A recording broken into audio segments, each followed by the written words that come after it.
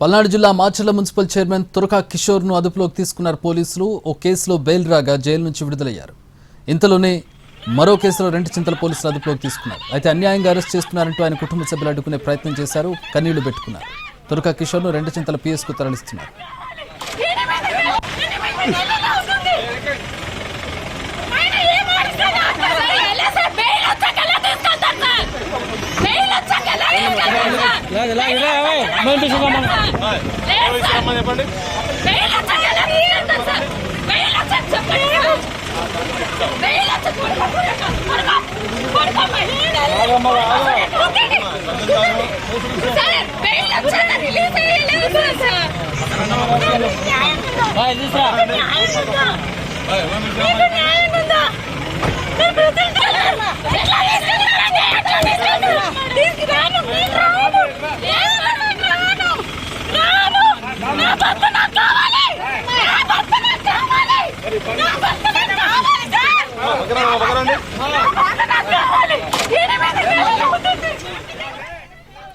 కిషోర్పై హత్యాయత్నంతో పాటు 9 కేసుల్లో నిందితుడిగా ఉన్న తురకా కిషోర్ మన సుప్రీంకోర్టుకు వెళ్లారు.